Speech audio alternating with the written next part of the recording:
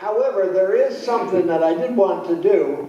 I take a few minutes before the gospel reading, because the readings since Easter have been put together for a purpose. And we missed last week. Didn't miss much, but we missed something. So the thing I'd like you to do is go back and remember what happened on Easter Sunday. That was the Sunday, according to the lectionary, that Mary went to the tomb and couldn't find the body, came and told the disciples. Peter ran to have a look, and sure enough, there was no body there. And then following that, Mary went out, saw somebody standing there, thought it was the gardener. The gardener spoke to him, and he said, "Mary." And then she knew his voice. "Lord, don't touch me."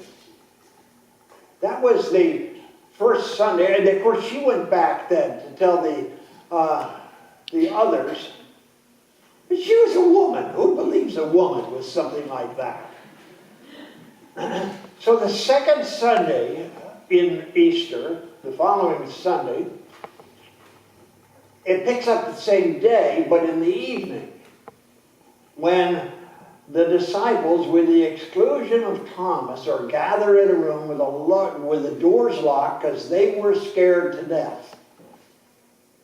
And lo and behold, the risen Christ came and spoke to them. I can't imagine the fear they felt. But the important thing about that evening appearance was that Jesus changed their job description. You're no longer disciples. You're apostles. I'm going to send you to let others know what you know now. That I am alive. Thomas said, "You think I'm going to believe you?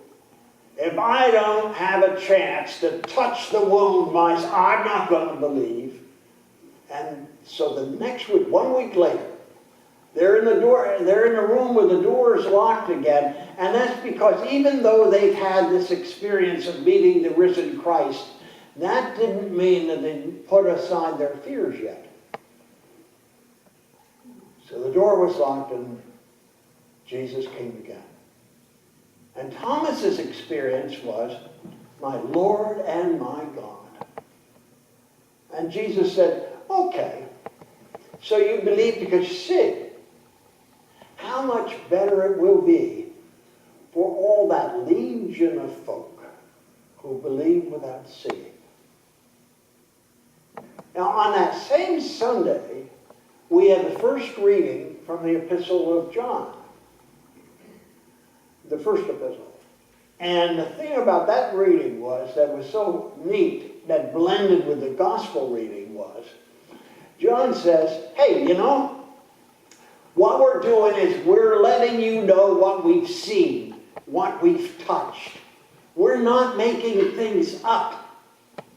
It's the reality of the experience that we're passing on to you so that when you know it, you can join us in thankful praise to our God."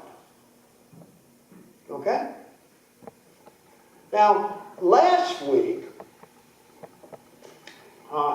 which was the week we canceled church, because we had a good authority that God wouldn't be here, so if God's not going to be here, we weren't going to be also. We canceled church, but the gospel reading that was designated came from Luke, and that picks up again on the same night. Now, we're still on that first Easter Sunday, but this time where we are, remember the road to Emmaus, the two guys who, on the road to Emmaus, the risen Christ meets him, walks with him, they walk along, He opens up the scriptures to them, but they still don't recognize him until they get to that open room, and to the upper room, and they stop, and Jesus breaks the bread, and in the breaking of the bread, they recognize him. And they hightail it back to Jerusalem to let the 10 know, the 11 know, what they had been through. And Jesus came to them there again. And the importance of that one is this learning curve. How often do we have to experience grace to know that it's dependable? How many times do we need to see the risen Lord before we know that he's our Lord?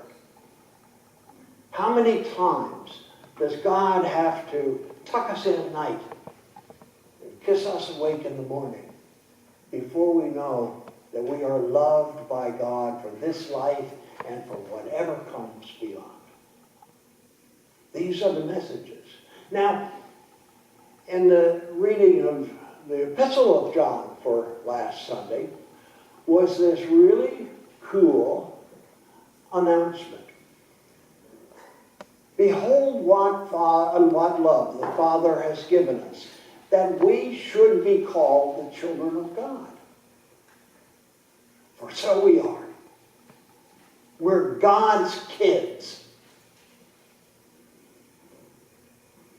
And God wants us to know that, to depend on it, to live in it. Going back to the gospel for last week, Jesus also said in that confrontation, why are you still afraid? Once you know this, can't you leave aside your fears? Because, you know, fears always separate us from stuff. Put aside the fears, and you open yourself to be connected with the people around you in a warmer way. So that when the word comes, hey, you're God's kids, you not only experience it yourself, but you look around and you see your neighbors, and he is too, son of a gun. Who knew that we could be loved that much? Now, that's what's happened in these first weeks of Easter,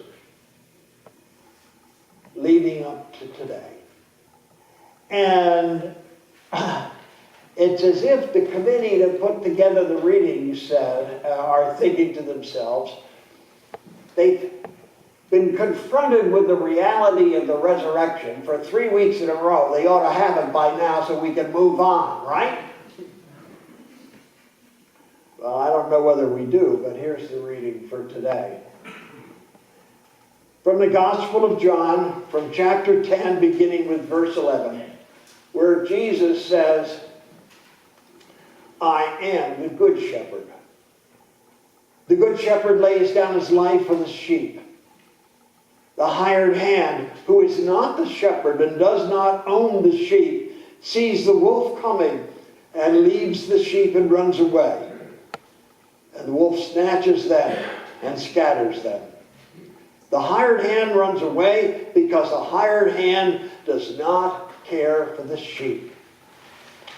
I am the good shepherd. I know my own, and my own know me. Just as the Father knows me, and I know the Father. And I lay down my life for the sheep. Now, I have other sheep that do not belong to this fold. I must bring them also, and they will listen to my voice. So there will be one flock and one shepherd. And there ends our gospel for this morning. And do you see how it's a part of the continuum? How Jesus, in those first 3 weeks, is kind of schmoozing the disciples into an understanding of his continuing presence, so that they, as they lay aside their fears, will will become usable to God in the work of the kingdom. People who are trembling with fear don't have all that much use in the kingdom. So we lay aside our fears. And you know, in this room right now, you look around, and of course you do. We're among friends. We're among people we like, we trust. We're among people who care for us even as much as we care about them. And it's lovely. Now multiply that, if you will. So the question then for us is, what are the things that we need to do to latch on to that understanding, conviction, experience of the resurrection, so that you and I, who have already been told that we're children of God, who have already been told that we're no longer disciples, students, we're apostles, we're the ones who get sent into the world after every service of worship to share the good news of the love of God that's not just for us, but for all of them out there as well. Sometimes we can forget it, but it's still true. We listen, look, wait for the signs. Sometimes it's in knowing the voice. And that's good. That's comforting. I had an occasion a number of years ago. It's got to be 10 years anyway. I picked up my phone one day, and there's a voice from out of the past from 20 years before, whom I knew in Rochester and who had moved south. And the instant that I heard his voice, I was able, Jack, how are you? He had been carrying my phone number around with him in his wallet for all those years, and had just found it when he cleaned his wallet out and said, I wonder if he still has the same number. And he and I have been talking about every week or 10 days ever since then. The sound of a voice that connects us with the past. That's the kind of quality that Jesus says about us. At night as we're drifting off to sleep, and we've said our prayers, and we listen. Sure.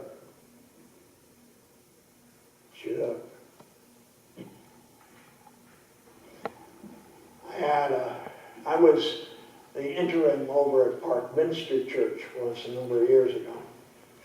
And when I went there to be interviewed by a committee, and before we left, this lady came up to me, Mary Jane, and she said, I want to tell you something that happened to me this summer. She said, I retired last June from teaching, and my husband and I decided that we wanted to go on a retreat. So we signed up and we went on a retreat. And the first night on the retreat, as I stretched out in bed, I heard this voice say,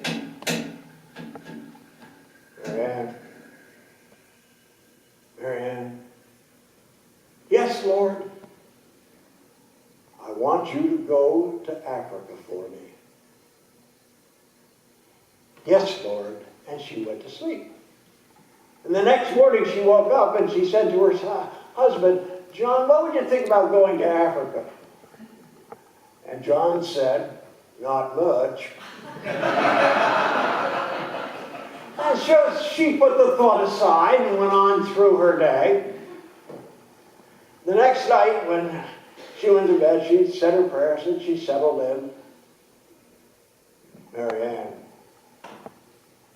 Marianne, yes, Lord, I didn't invite him.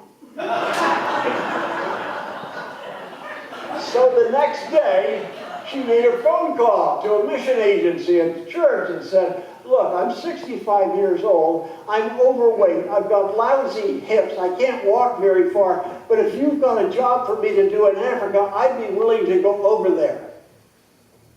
And they said, we've been waiting for your call.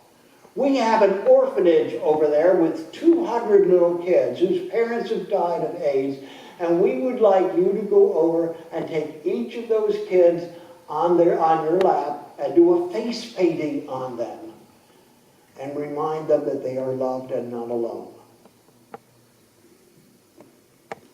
So she went. She thought for a week, but a week didn't do it. She spent a month. And when she came back, she discovered that she was terminally ill. But she also knew that she had heard and recognized the voice of her Lord, and there wasn't a question, but what she knew that to be true. And when we had her service after she passed, I told the story of her conversations with God, and about how God's second conversation with her saying, I didn't invite him. And John, her husband, laughed with the tears running down his cheeks. And afterward he said, that is the most healing experience I've ever had in my life. Which brings me to another thing. Sometimes God's voice comes through the stuff that you and I say. That's startling. Or something we do. That all of a sudden, folks see things in a different way. Because we've been spending time with the shepherd, being tutored by him, and when the occasion comes up, out of nowhere comes just the word that somebody else needs to hear. Not because we're clever, not because we're saintly, but simply because God is a fantastic ventriloquist. He speaks through us. I've told this story in this congregation before, but I'm going to tell it again. There was a time years ago I had to go up to St. Jerome's Hospital in Batavia in the middle of the night because a member of my congregation had fallen and broken her hip, and she was old and frail, and the doctors didn't give much hope that she would ever recover from this. And as I walked off the elevator, there was her daughter Bernice, and she looked at me, she said, oh, thank goodness you're here now, Mom will be healed. Whoa! Don't look at me. That's not in my job description. But don't you remember when you went over to Buffalo to visit Mom and Dad years ago, and they were in the hospital, and the doctors had given up hope, and you walked in, and that energized them so that in less than a week they walked out healthy? And I had to admit I did remember that. So I went in to see Irene, and lo and behold, her face lit up, lit the room up. I'm still not a believer that I'm a healer. But I'm also a believer that God has the ability to work through me. And especially He has the ability to work through me when I don't know what I'm doing, which is a great relief, because it means I can't take any credit for it.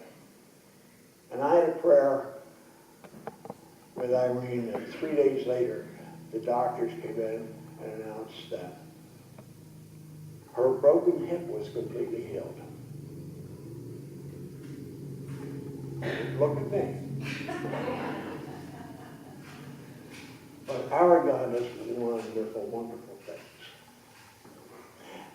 And it's related to our sense of belonging to the shepherd and to one another. And living that enough so that it becomes a part of who we are.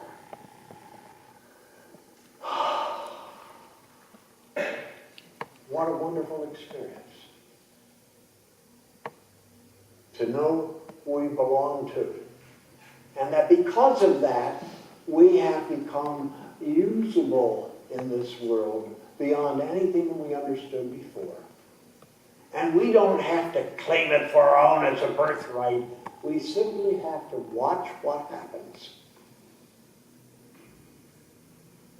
Years ago, this is back in the early 70s, I had a member of my congregation who was having, those, what I call them shocks, those mini strokes. She had one and she went into Strong. They took her into Strong, put her in an emergency room because they didn't have any other rooms for her. We was down in the basement at that time.